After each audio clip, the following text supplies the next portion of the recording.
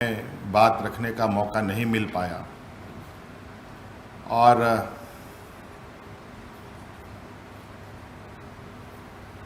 इसको लेकर हमने कल ही प्रधानमंत्री जी को एक पत्र भी लिखा था, जिसमें हमने आग्रह भी किया था कि हमें कुछ समय दिया जाए बोलने के लिए, और अगर कतिपय कारणों से समय नहीं निकलता है या समय नहीं मिल पाता है तो ऐसे स्थिति में हमारे इस पत्र को आज के वीडियो कॉन्फ्रेंसिंग का हिस्सा बनाया जाए और जो हमने पत्र लिखा है वो पत्र हूबहू हमारे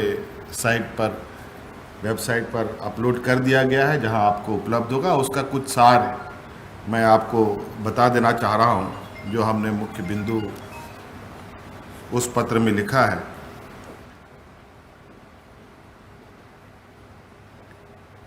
चर्चाएं सभी राज्यों ने किया, सभी मौजूदा बदलते हालात पर भी लोगों ने बातों को रखा।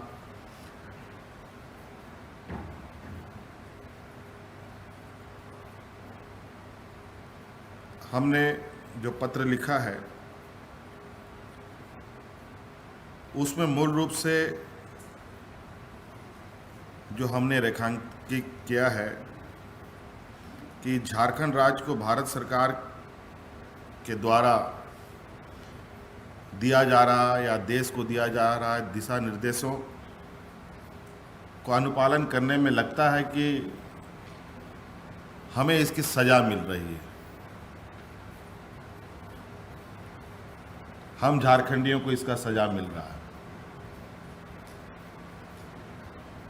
वो आपके मन में सवाल होगा, वो कैसे? आपको मालूम होगा हम लगातार इस बात को कहते आ रहे हैं कि हमारे बहुत बड़े पैमाने पर इस देश के विभिन्न राज्यों में छात्र छात्राएं शिक्षा ग्रहण कर रही हैं। विभिन्न राज्यों में हमारे बड़े पैमाने पर लाखों की संख्या में मजदूर फंसे पड़े हैं और हम उनको लाना भी चाहते हैं, लेकिन भारत सरकार के गृह मंत्रालय से जो आदेश निर्गत हुआ है कि 3 मई तक अंतर राज्यों की आवागमन में पूरी तरीके से रोक है और उसमें जो भी उल्लंघन करेगा उस पर आपदा प्रबंधन कानून 2005 के तहत कार्रवाई भी की जाएगी। यह स्पष्ट रूप से हमें भारत सरकार का निर्देश है। हमने उन्हें पत्र के माध्यम से कहा है, केंद्र सरकार द्वारा लगाए गए इस रोक के कारण हम बड़े पैमाने पर फंसे मजदूर छात्र छात्राओं को वापस नहीं ला पा रहे हैं, जबकि कुछ राज्य भारत सरकार के दिशा निर्देशों का उल्लंघन भी कर रहे हैं और इस पर केंद्र सरकार बिल्कुल मौन है। मैं थोड़ा सा इससे परेशान हूं। आखिर ऐसा हो रहा है तो केंद्र सरकार मौन क्यों है, मैं ये जानना चाहता हूं। और अंतर्राज्यीय आवागमन भी हो रहा है, जो लगभग आपके चैनलों के माध्यम से, अखबारों के चैनलों के माध्यम से दिखाया भी जा रहा है, खबरों में छप भी रही है। अगर केंद्र सरकार को ऐसा लगता है कि प्रवासी मजदूरों को, विभिन्न राज्यों के छात्र छात्राओं को अपना घर वापस जाने देना चाहिए, तो मुझे लगता है इस पर केंद्र सरकार को कोई दिशा निर्देश जारी करना चाहिए। नहीं तो मुझे लगता है कि ये तो सरासर केंद्र सरकार के दिशा निर्देशों का उल्लंघन होगा। हमने यह भी कहा है कि राज्य सरकार अपने बल पर इतने बड़े पैमाने पर देश के विभिन्न राज्यों में, चाहे वो कोटा हो, हैदराबाद हो, बेंगलोर हो, उड़ीसा हो, बंगाल हो या और भी राज्यों में फंसे छात्र छात्राओं, मजदूरों को लाने में सक्षम नहीं है। ऐसी स्थिति हमारी नहीं है। अतः केंद्र सरकार एक तो पहले अपने आदेश को बदले ताकि हम वैधानिक तरीके से मजदूर छात्र छात्राओं को लाने का काम कर सकें, और हम कानून तोड़कर यह काम नहीं करना चाहते हैं। हमारा यही एक उद्देश्य है। दूसरी बात हमने कही है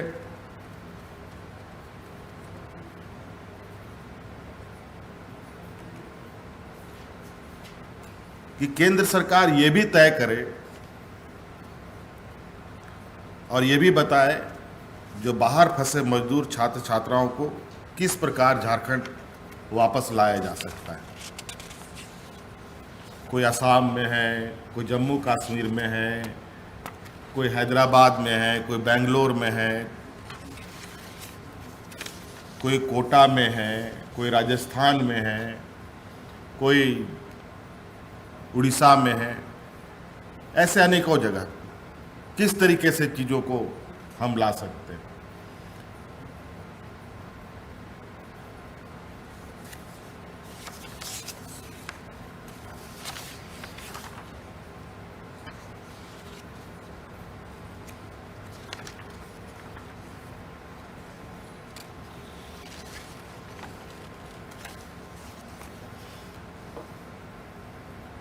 और हमने यह निर्णय लिया है कि केंद्र सरकार के निर्देशों का पूर्ण रूप से पालन हम करेंगे तथा उनके स्तर से इंटर स्टेट मूवमेंट पर लगाए गए रोक समाप्त करने संबंधित आदेश निर्गत होने का इंतजार भी हम करेंगे। अगर ऐसा कोई निर्देश नहीं आता है तो हम अन्य विकल्पों का भी हम सहारा लेंगे ताकि उन लोगों को हम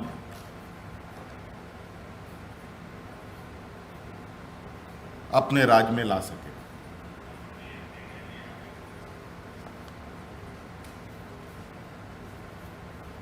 ये एक विषय हुआ।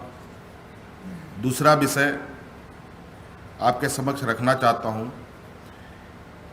आपको मालूम है कि राज्य में कोरोना संक्रमित लोगों की संख्या बढ़ रही है, लेकिन इससे घबराने और चिंतित होने की आवश्यकता नहीं है।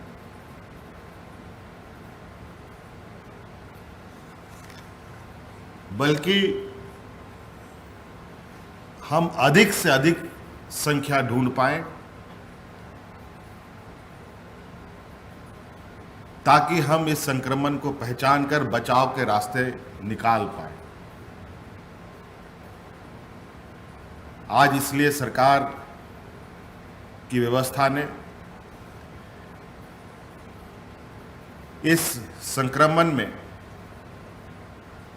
कोरोना पॉजिटिव लोगों को ढूंढने में जो गति दिखाई है, जो पहचान करने का काम किया गया है, ये राज्य सरकार के लिए काफ़ी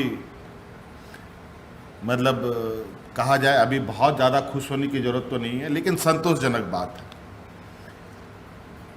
और हमारी ये चिंता है कि जल्द से जल्द राज्य के हर कोने से ऐसे लोगों की पहचान की जाए जो लोग संक्रमित हैं तथा उन्हें समुदाय से अलग रह करके उनके लिए उचित इलाज की व्यवस्था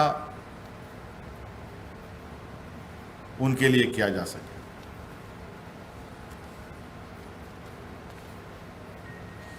आज इस संक्रमण को रोकने के लिए हमने कुछ बड़े फैसले भी लिए हैं। पहला फैसला वो यह है कि 2 दिन पहले जो भारत सरकार ने लॉकडाउन में रियायत देने की कुछ श्रेणी की दुकान खोलने का जो निर्देश दिया है, हमने उसे लागू नहीं करने का फैसला लिया है। जिस तरीके से संक्रमण हमारे यहाँ, जिस तरीके से संक्रमित लोग की तादाद अचानक बढ़ रही हैं, घट रही हैं, ऐसे स्थिति में 3 मई तक राज्य के किसी भी क्षेत्र में भारत सरकार के इस रियायत के आलोक में किसी प्रकार की कोई दुकानों को खोलने की इजाज़त या अनुमति नहीं दी जाएगी। लेकिन लॉकडाउन के दौरान पूर्व में जो खुली रही दुकान वो खुलती रहेंगी। दूसरा, आज हमने जो विशेष रूप से राज्य के अंदर सबसे चर्चित क्षेत्र रहा है पूरे राज्य के अंदर में, हिंदपीढ़ी को लेकर तमाम कोशिशों के बावजूद हमने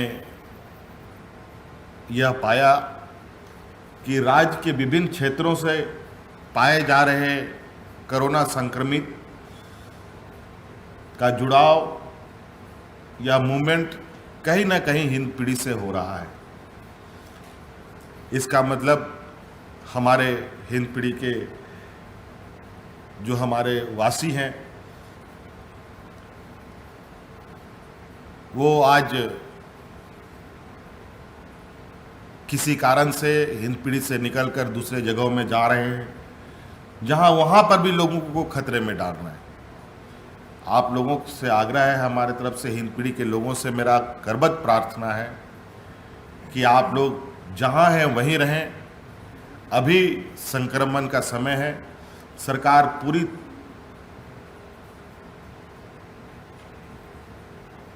लगन के साथ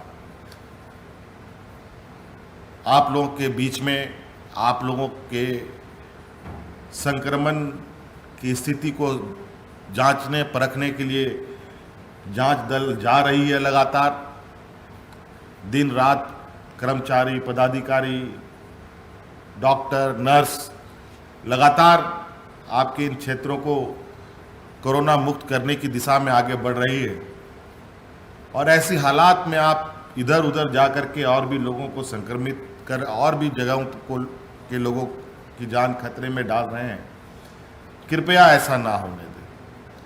आज ऐसी हालात को देखकर हमने ये निर्णय लिया है कि हिंदपीढ़ी क्षेत्र में अब सीआरपीएफ की निगरानी में वो क्षेत्र रहेगा और वहां पर पूरी तरीके से आवाजाही, जो बाहर कोई बेड़ो चला गया, कोई गढ़वा चला गया, कोई कहीं चला गया, ये अब इसे रोकना पड़ेगा, तभी हम इस संक्रमण में से लड़ सकते हैं। अब पूरी तरीके से ये रोक लग जाएगा। और इसके साथ साथ रांची के अंदर आने वाले, बाहर जाने वाले जितनी भी सीमाएं हैं, सड़कें हैं, उनको पूर्ण तरीके से सील कर दिया जाएगा और नियमानुसार ही अनुमान्य मामलों को छोड़कर सभी प्रकार की आवाजाही पर रोक लगाई जाएगी।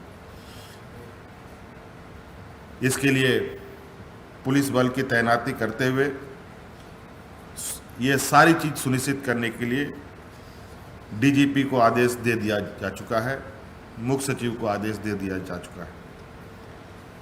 हमने राज्य के अफसरों को यह भी आदेश दिया है कि राज्य के जिन क्षेत्रों में अभी संक्रमण नहीं हो पाया है, उन क्षेत्रों में संक्रमण फैलने से रोकने के लिए सभी आवश्यक कार्रवाई सुनिश्चित की जाए। साथ ही यह भी आदेश दिया है संदिग्ध संभावित संक्रमण वाले क्षेत्रों पर नज़दीकी निगरानी रखी जाए तथा उन क्षेत्रों में टेस्टिंग कार्य को तेजी किया जाए। 3 मई को लॉकडाउन समाप्त होने से पूर्व लॉकडाउन बढ़ाने के मामले में केंद्र सरकार द्वारा जो निर्णय निर्देश दिया जाएगा, उसकी समीक्षा कर हम झारखंड की स्थिति के आलोक में करेंगे। तदनुसार आवश्यक निर्णय हम लोग लेंगे। ग्रामीण क्षेत्रों में रोजगार के अवसरों का सृजन करने के लिए एक कार्य योजना तैयार की जा रही है, जिसके साथ ग्रामीणों को रोजगार उपलब्ध कराने का दिशा में आवश्यक कार्रवाई की जानी है। यह जरूरी है कि लॉकडाउन की स्थिति में गरीबों की आय सुनिश्चित हो, वे अपने परिवार का भरण पोषण कर पाएं। आज प्रधानमंत्री जी ने पोस्ट लॉकडाउन के हालात में क्या आवश्यक सुधार किए जाएं की चर्चा पर भी बल दिया है। उनका आशय संभवतः उन आर्थिक सुधारों को लेकर है जिस देश में आर्थिक गतिविधियों को बल मिल सके, लेकिन इस काम में यह भी सुनिश्चित किया जाना आवश्यक होगा कि ये सुधार देश के गरीब किसानों के हित में हो। गरीब किसानों एवं मजदूरों की आमदनी बढ़ाने वाले हर आर्थिक सुधारों का हमारी सरकार समर्थन करेगी। धन्यवाद।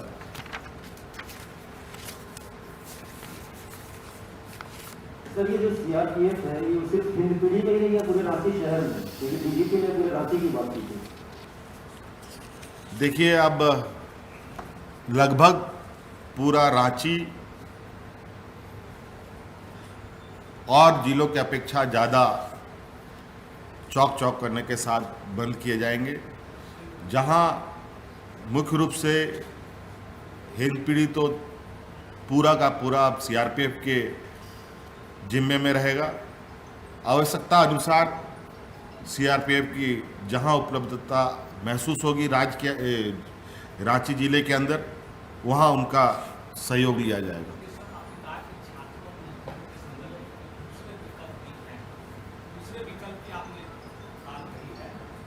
दूसरे विकल्प पर भी हम सोचेंगे छात्रों और मजदूरों के संदर्भ में। बीजेपी के कुछ नेता या सांसद लगातार सोशल मीडिया पर भी डाल रहे हैं, ट्विटर पर, कि कोटा के सांसद लोकसभा के स्पीकर से बात हो गई है, कोई भी अपने पेरेंट्स जाकर ला सकते हैं बच्चों को, सरकार मदद करे। हाँ, वो कह रहे हैं कि सरकार की मदद चाहिए, वहाँ लोग भेजने के लिए तैयार हैं। देखिए, लॉकडाउन का आदेश स्पीकर ने नहीं दिया है, ये भारत सरकार ने दिया है और भारत सरकार के आदेशों का अनुपालन राज्य सरकार कर रही है। आज नियमानुसार बिना उस आदेश को बदले मैं समझता हूं ये कार्य करना केंद्र सरकार के दिशा निर्देशों का उल्लंघन करना है। सर, आपने कहा कि अगर सरकार नई बात मानेगी तो दूसरे विकल्प होंगे। सर, वो क्या होंगे दूसरे विकल्प? दूसरा सवाल कि पिछली बार भी आपको बोलने का मौका, इंटरेक्शन प्रधानमंत्री ने आपके साथ डीसी में नहीं किया। क्या लगता है आपको कि बार बार ऐसा होगा? झारखंड को अलग देखिए, वो भारत सरकार का विषय है, हम इस पर अभी कोई बात नहीं करना चाहेंगे, लेकिन हमने कल ही इस विषय पर पत्र लिखकर माननीय प्रधानमंत्री जी को अवगत करा दिया है और उस पत्र को आज के इस वीडियो कॉन्फ्रेंसिंग का हिस्सा मानते हुए हमने उनको पत्र लिखा है, जो पत्र आपको उपलब्ध हो जाएगा। और इस विषय पर हमने मार्गदर्शन मांगा है और वो ये भी जानते हैं कि कई राज्य ये काम कर रहे हैं, उसके बावजूद केंद्र सरकार मौन है। आखिर क्यों?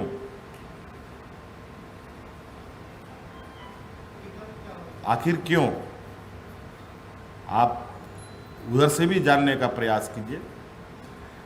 हम अगर ऐसे ही सब चुपचाप चलेगा तो मैं समझता हूँ कि ये जो लोग जो इस तरीके से हो रहे हैं, ये कानून का, केंद्र सरकार का दिशा निर्देशों का उल्लंघन है। और इसके लिए और भी फोरम है, हम लोग उस विषय पर आगे बढ़ेंगे। हमने कहा है कि हम दूसरे विकल्प का भी हम सहारा ले सकते हैं। ज़रूरत पड़ेगा तो कल हम कोर्ट भी जाएंगे। सर आपने कहा कि हिंदपीढ़ी से हिंदपीढ़ी से लोग बाहर गए, संक्रमण फैला, अब ऐसा नहीं होगा। लेकिन सर हिंदपीढ़ी को अगर छोड़ दिया जाए, उस हॉटस्पॉट को छोड़ दिया जाए, सदर अस्पताल से जो नर्सिंग स्टाफ से संक्रमित पाई गई, सर कहीं ना कहीं इसे चूक तो मानते हैं आप स्वास्थ्य महकमे? मित्रों, थोड़ा सा आप बात को इस तरीके से लीजिए कि आप अगर कहीं बाल कटाते हैं तो बाल का टुकड़ा आपके शर्ट पे नहीं लगेगा, ऐसा संभव है? लेकिन सर जब हॉटस्पॉट आज ये ऐसी चीज़ है, आज वहाँ लोगों को इलाज नहीं भी किया जाए, ये भी मानवता का खिलाफ। आज एन केन प्रकारेण पूरे राज्य की निगाहें और राज्य की स्वास्थ्य व्यवस्था आज पूरी तरीके के सरकार के कंधे पर है। आज जिस तरीके से चीज़ें आप देख रहे हैं, इतना आसान नहीं है। आज हमारे स्वास्थ्यकर्मी अपने जान जोखिम में डालकर ये कार्य कर रहे हैं। आज आपको ऐसी स्थिति पर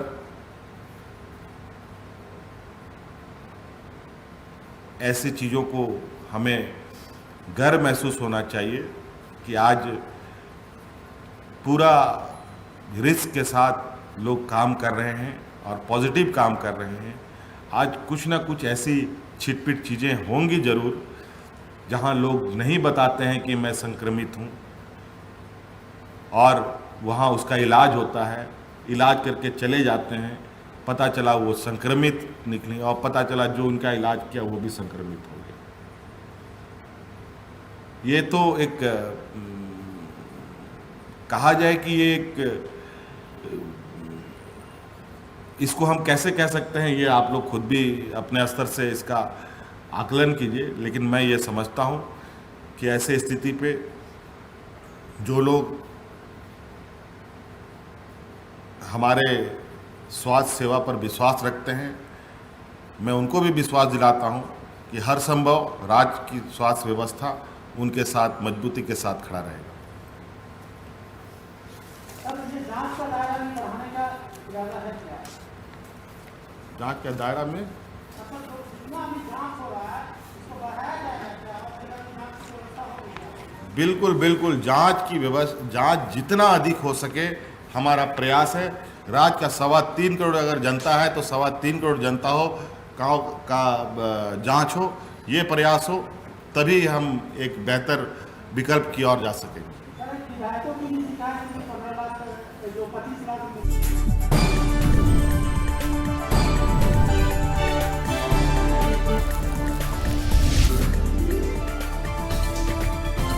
आप देख रहे हैं स्टार टी न्यूज़, हर खबर का असर।